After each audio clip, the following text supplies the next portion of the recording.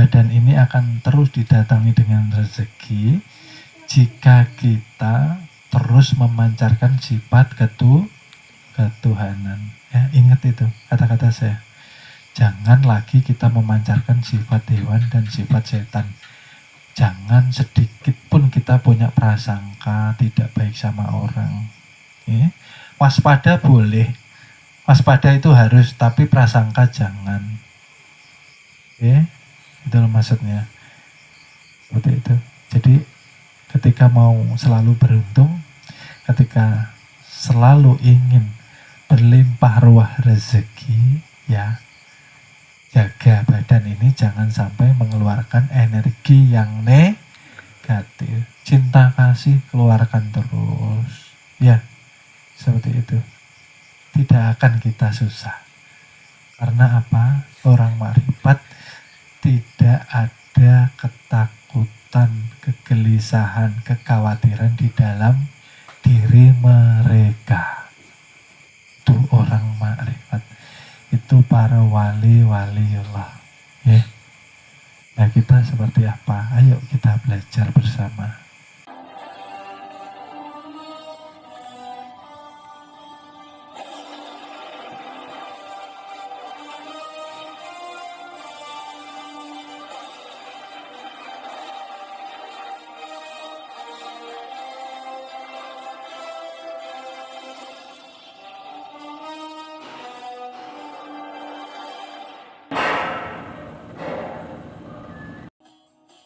Gaya hidup yang berasal dari Tuhan, gitu. Maka ketika kita sholatul daim kan sudah diajarkan bagaimana sholat daim yang benar. Okay? Pada hakikatnya kita harus paham bahwa ketika tarikan masuk yang ditarik oleh Allah Subhanahu wa Ta'ala, ruhnya yang nyata menjadi napas ditarik masuk, ditarik kembali, itu maksudnya hancurkan jasadmu, hancurkan keakuanmu, masukkan kepada Muhammad hakiki, masukkan kepada Nurullah.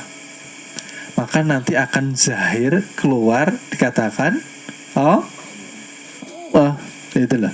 Artinya apa? Seperti ketika kita membaca 3 nama suci. Nama suci yang pertama, yang kedua, yang ketiga, itu mengembalikan hakikat diri kita itu sendiri menjadi insan kamilmu. Kita harus paham amaliyah sholatul daim itu ketika masuk kita disuruh menghancurkan ego kita, gitu loh. Maksudnya ini masuk nih, hancurkan ini loh, egomu hancurkan, ya, tembuskan ke Muhammad hakiki, ya, Muhammad hakiki ke ruh ke nur ke rahasia. Rahasia itulah yang dikatakan Allah Subhanahu wa Ta'ala. Maka Tuhan jangan dicari lagi, maka sudah esa, ya, sudah esa, ya. Yang menggerakkan tangan ini kan Tuhan melalui afalnya. Kenapa ketika kita bergerak kok sering lupa Tuhan? Nah, 2 pekan sudah berlalu, 2 pekan sudah belajar.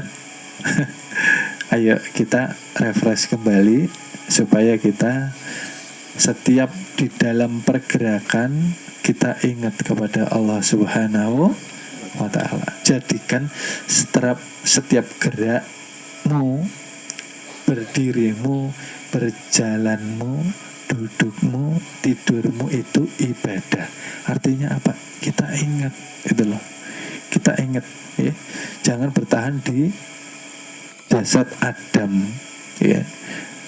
Kita harus kembali kepada yang mempunyai semuanya, yang laisa kami selihi, dirasakan itu loh maksudnya. Itu dikatakan zikir tanpa huruf, tanpa setiap gerak ini kita ingat gitu loh. Kalau setiap gerak kita ingat kan mustahil apa? Mustahil kita ketakutan di dalam menghadapi kehidupan. tanda orang makrifat itu, ya flashback lagi. Karena 2 pekan ya lama banget. Kita flashback terus. Tanda orang yang bermakrifat itu semakin lama dia belajar, maka akan semakin tenang kehidupannya, ya. Orang yang semakin bermakrifat akan semakin ikhlas apapun yang terjadi di dalam kehidupannya. Karena ingat, ya,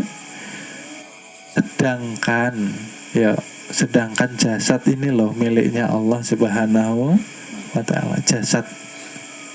Terus jasad ini aksesorisnya kan banyak, ya toh?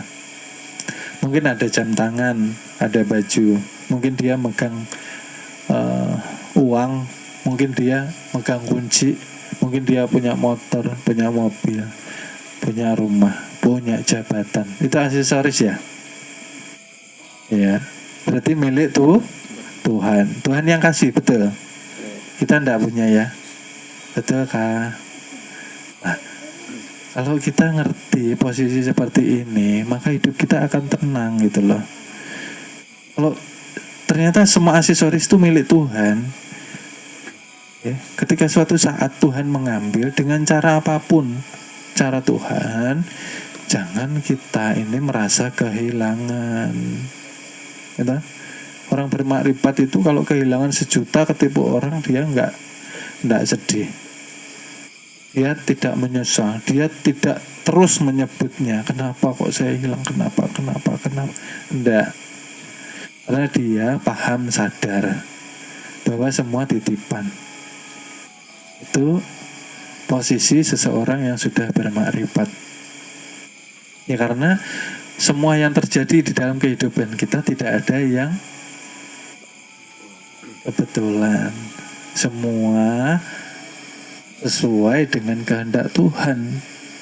Tidak ada yang terlewat sedikit pun. Itu yang harus kita ingat, itulah. Ya. Kalau kita kehilangan 1 juta aja, waduh sedihnya sampai sebulan.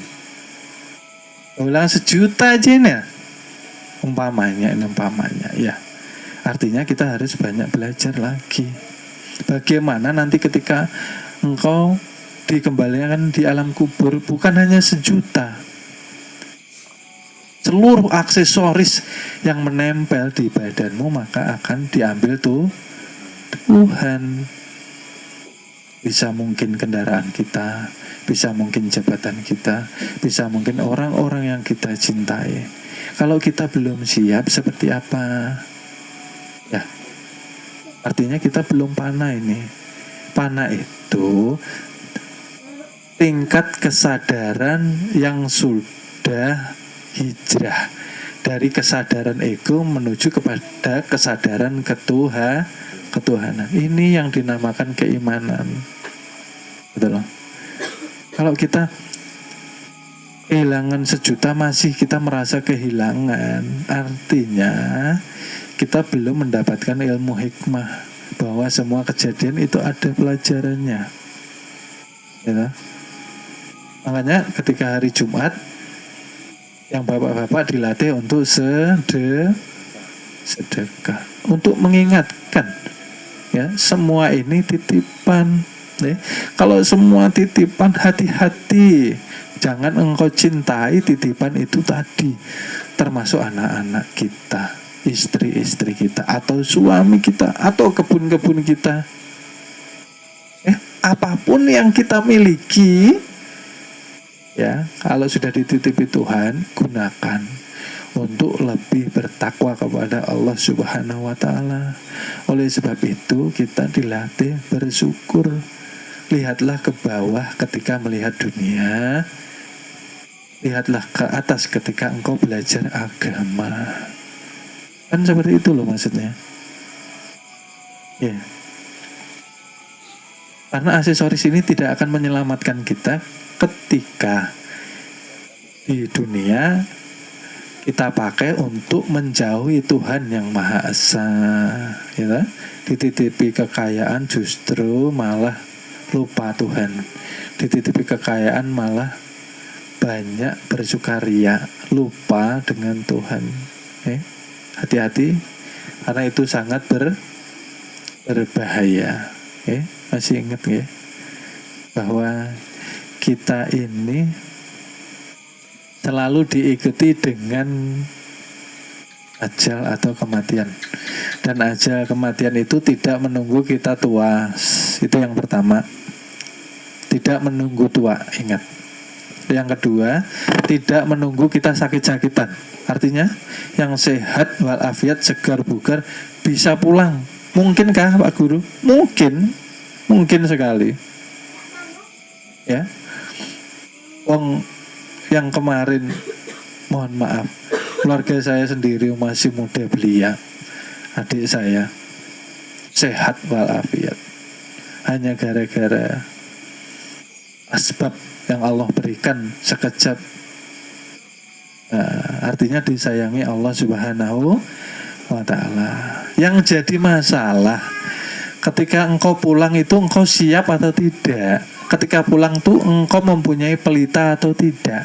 Ketika engkau masuk ke kubur itu, kuburmu gelap atau terang, gitu loh. Kebanyakan manusia ketika malam senang terang seperti ini. Usahakan kubur kita seperti ini, bahkan lebih terang lagi, gitu loh. Dengan apa? Dengan menyalakan nur Muhammad yang ada di dalam diri.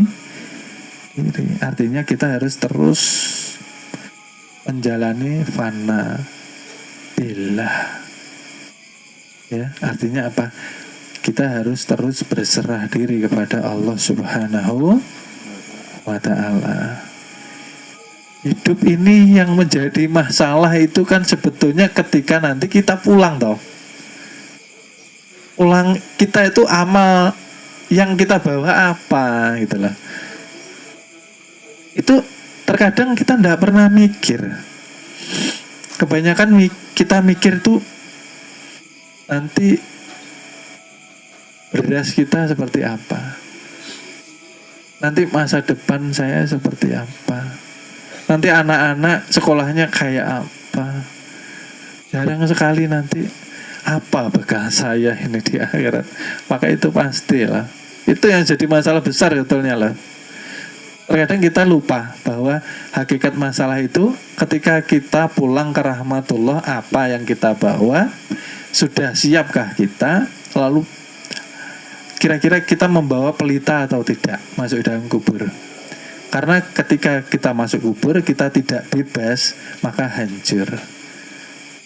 Kalau para wali nyaman, mereka masuk kubur itu pintu kebebasan, bebas mereka jalan-jalan. Ya, seperti Abah Guru sekumpul, ketika haulan terlihat murid-muridnya lewat, ya. Orang-orang wali-wali kekasih Tuhan ketika masuk kubur itu pintu kebebasan. Oleh sebab itu para wali-wali itu sangat senang kalau ketika pulang, malah pengen cepet gitu loh. Karena ini yang memenjara di dalam dunia, banyak maksiat yang tersebar di mana-mana. Lah kita ayo walaupun jamaah kita, walaupun ya jamaah kita ya segini ya, jangan berkecil hati, ya dah. Karena dikatakan bahwa ciri-ciri ulama akhirat itu ialah ya, kaumnya itu kaum yang paling dekat dengan Rasulullah Shallallahu Alaihi Wasallam. Yang paling dekat golongan apa dengan Rasulullah? Kaum fakir miskin, ya, orang yang pas-pasan hidupnya ya, nggak punya pangkat besar. Mohon maaf, akan kami lanjut ke episode berikutnya. Terima kasih. Mudah-mudahan kita mendapatkan keberkahan dengan wasilah junjungan Nabi besar Nabi Muhammad Sallallahu Alaihi Wasallam. Mudah-mudahan kita dikumpulkan di surga bersama junjungan Nabi besar kita Nabi Muhammad Sallallahu Alaihi Wasallam. Amin amin ya robbal alamin.